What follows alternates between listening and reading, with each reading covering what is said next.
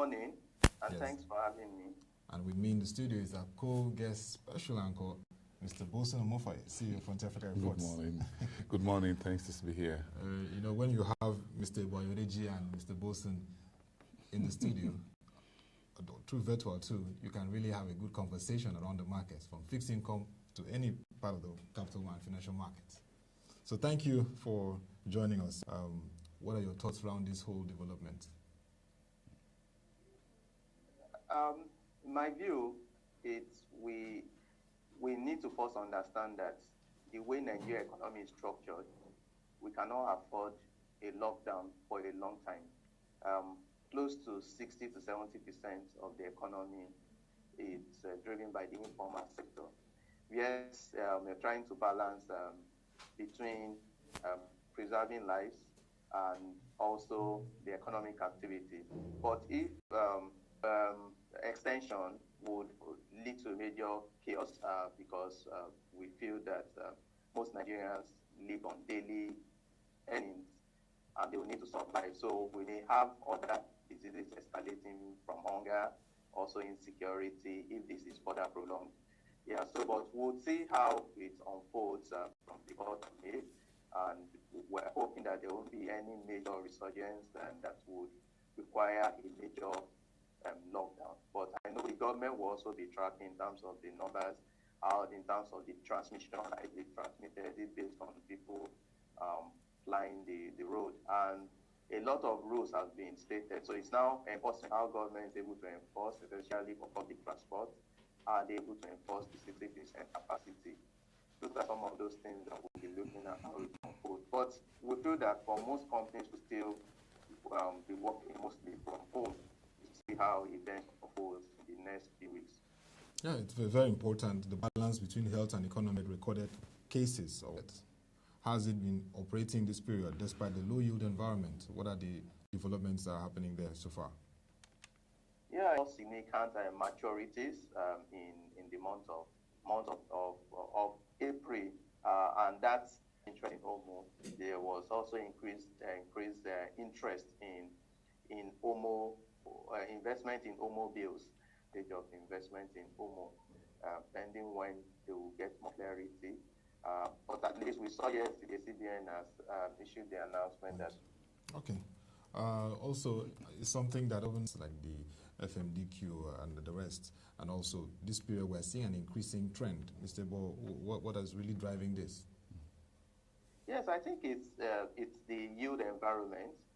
For most of the companies, they are trying to also restructure their books. For those that have very expensive debt in their books to see how they want to reduce their finance costs. So with the lower yield environment, we've seen currently, when you look at total outstanding commercial paper, is about 285 billion, and that's very impressive. It's also provides support for the private sector. It's just majorly the government have been raising finance in it before. It may just be few companies that is being able to access this market for now, but we feel that as we progress, we will see some other companies that may not have same rating, but based on the yield premium that they will be able to add to the current yield, they would also see interest in. We've seen Mr. has raised, I think, like 2 or 3. I've done like 2 or 3 offers in this market, and we saw the premium, and there was still their outstanding loans. And for them to be able to take advantage of that. But beyond using commercial paper, which are most short term, we need to begin to see most of these companies also taking advantage of funds where is being projected based on the World Economic Outlook that Nigeria will go into recession for 3.4%. Yes, but taking advantage, you can raise capital at almost at a lower rate. What is really fueling much of this at this time?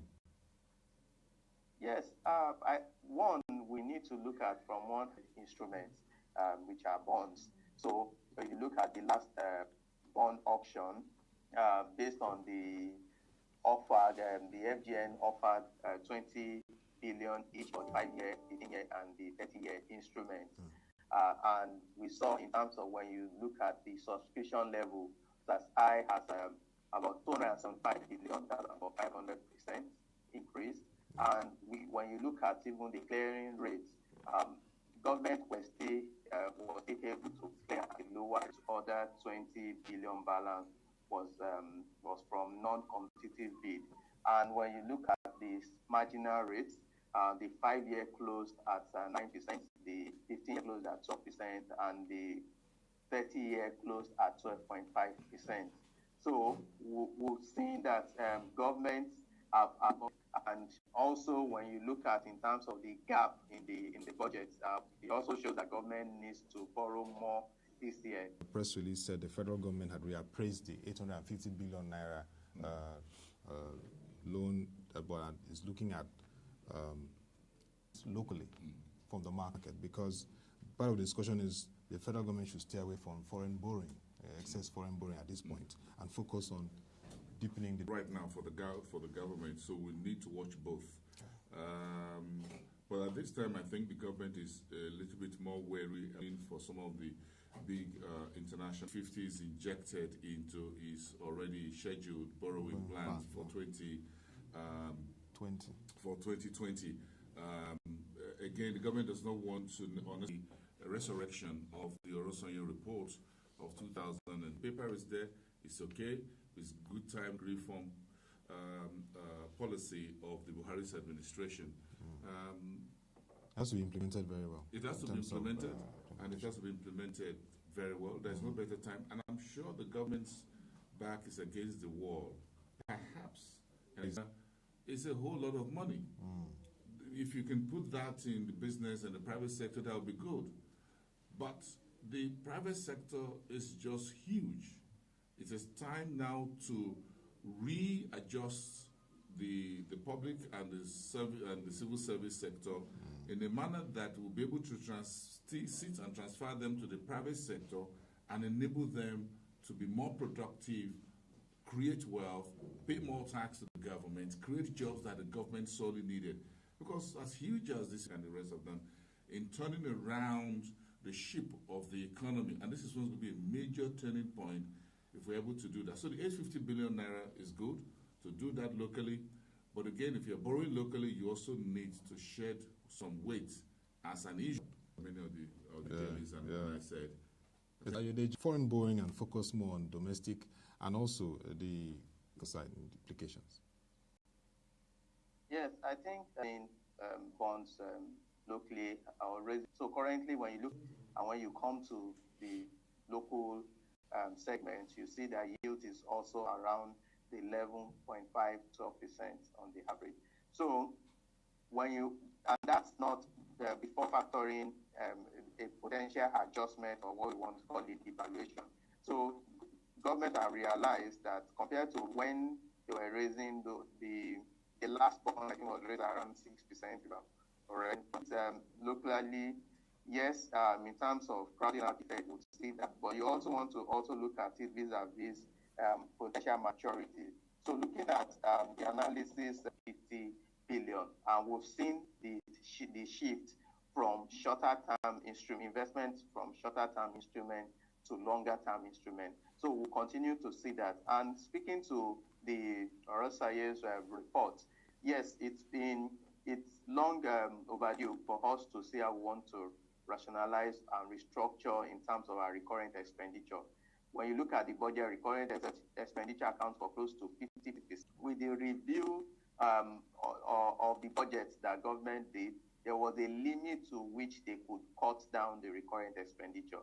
And when you also look at budget performance, expenditure always achieve close to 90 to 95% of the recurrent expenditure that accounts for close to 60%, because they also have some capital expenditure in the. You are spending close to 50 to 60% of the budget on less than 5% of the population. Yeah, the capital expenditure is what benefits the larger population in terms of infrastructure, such that continue to spend high on recurrent expenditure. Okay.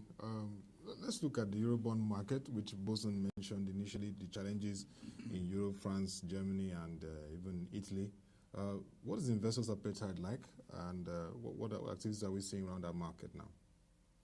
Yeah, we'll continue to see sell-offs of the COVID-19 crisis. The numbers of new cases. We know the U.S. is on the forefront on this in terms of number of new cases. So we'll begin to see maybe in the next 2 to 3 months in terms also trying to hedge against a devaluation. It's a market, is an opportunity. This is the time for them to begin to look at dollar $1,000. So for those that can't look at the $200,000 level, they should be able to invest in mutual euro bonds. So the euro bonds that will be purchased into the portfolio, they will be able to spread their risks across rather than going directly and investing in euro bonds. Quick one. So what's the outlook on these dollar-denominated funds in the face of the global FX liquidity crunch that we're facing now, and because the major FX providers, the global airlines, the oil companies, and others, sales liquidity because of dearth of liquidity. So, how does this all? What will be your playbook here as a dollar fund manager within this space and the scenario that we currently have on our hands? That the more you delay the adjustment, the more magnitude of adjustment that you may need to do for you to be able to stabilize the demand as well as the exchange rate. So for most funds, they also have some people even purchase import goods directly from abroad. So that would help them preserve a bit of their investment against any potential adjustment or what we call devaluation. So there's more awareness around that space now. We've also been seeing increasing interest for foreign stocks. So we've seen platforms introduce foreign stocks, and people are also trying to invest there to also hedge. So we'll continue to see as the awareness increase.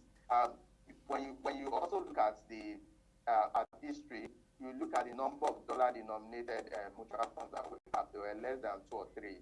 So with increasing awareness, even amongst Nigerians, for them to also diversify, because you also know, even if there's a further adjustment this year for dollar earnings, if we are only relying just on oil, which is now a major challenge, then you can see that are showing interest.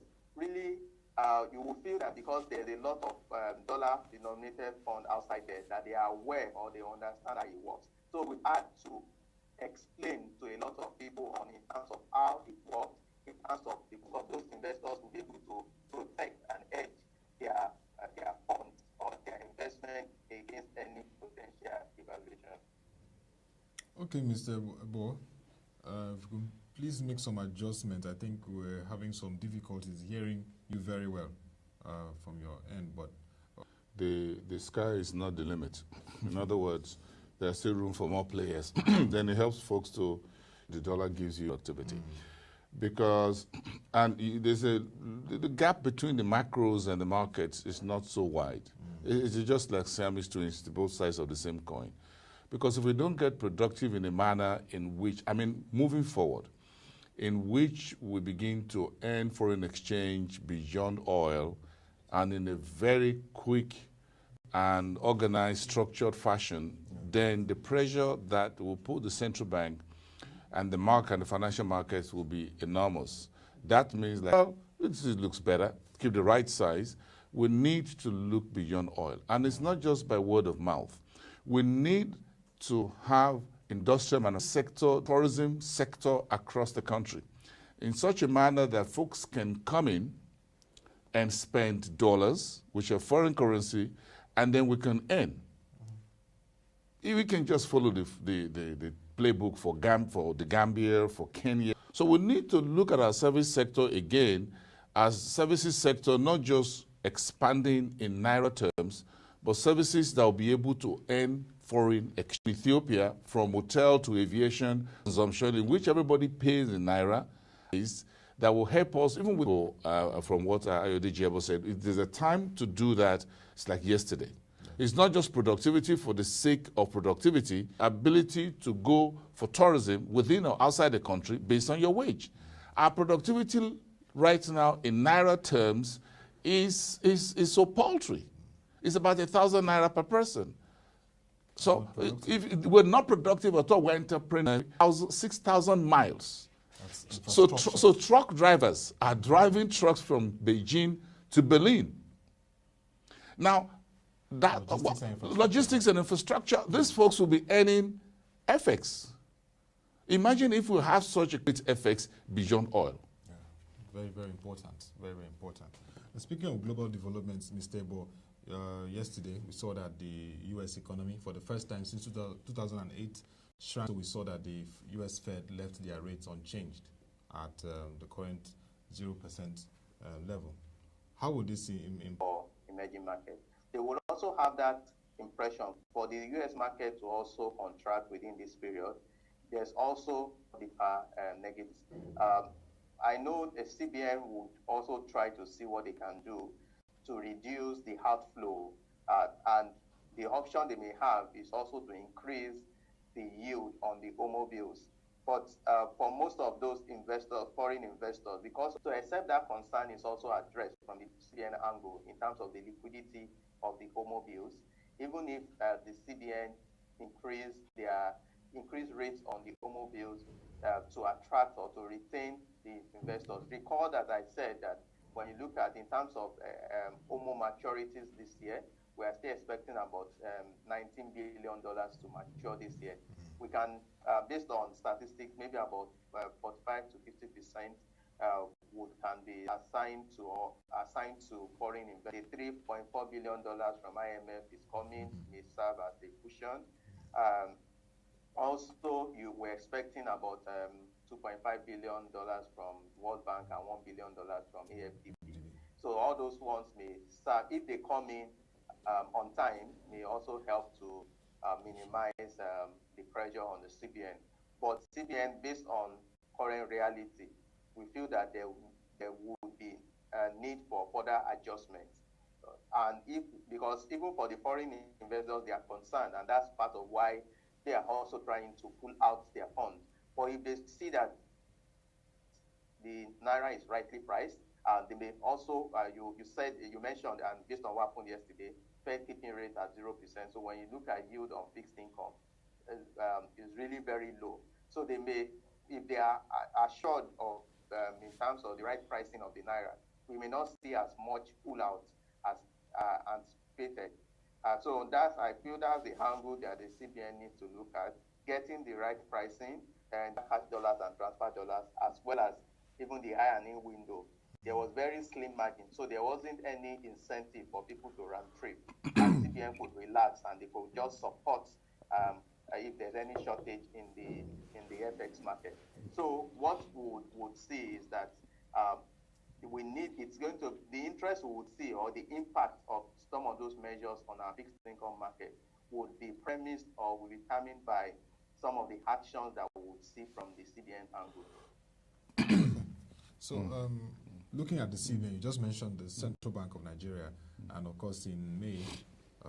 Thanks for that question. I think starting with the monetary policy folks, we will feel that the CBN has come to realize, and even at the last MPC meeting admitted that the MPR has been ineffective or has been redundant. So for you to have any change in the exchange, in the interest rates, whether we are talking about the governor also alluded to at the last meeting. So what we feel that is low. Yes, in the risk environment as risk in the Nigerian economy has increased, and even for banks, they've also tried to reduce the lending. We saw the special CRR debit about 1.4 trillion naira last week. most of the banks are not willing to lend now, which is very obvious because of the risk environment. We expect that with this current adjustment from the DMO in terms of moving based on their initial plan of raising 850 billion from external borrowings, and now which has been added to the 794 billion they have in plan from local borrowings, that comes to about 1.6 trillion. We feel that there may be a shift. That's a slight increase in interest rate or fixed income rates from in the bonds market. The government is not, and when you look at the allotment was exactly what they offered. So they were not interested in raising more short-term amounts you've been having, which is about 4 trillion in the past 2-3 years in terms of actual revenue. So it means that actual in terms of our projected deficit, if I'll put it that way, budget deficit will be about 6 trillion. Yes, we saw the support from the CBN angle ways and means last year. We also believe that we'll see more of that this year, while government tried to also restore in the Sukuk bonds. So debt that will be raised should be tied to projects. So we can raise, when you go through some roads, you can see this road constructed by the Sukuk bond of 2020, 2021. If we begin to see that, that shows more transparency, that shows more accountability, and take advantage of building infrastructure. We've seen what Dangote is doing on Apapa Road, Flower Mills, to using their tax credits to build those roads, which reduce leakages. So rather than first pay that tax to the government before government would go through a lot of process and release that fund for that particular road, they can have that arrangement. So we should begin to see more of those initiatives, less than $1 billion.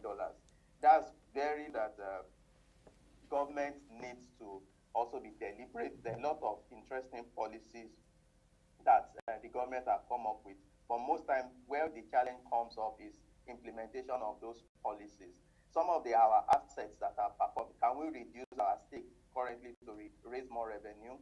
Some of those assets that are just been absorbing, we are just been incurring cost allocation in the budget in some of those companies, those assets. Can we just sell them off and allow private entities to operate those so that we reduce the burden?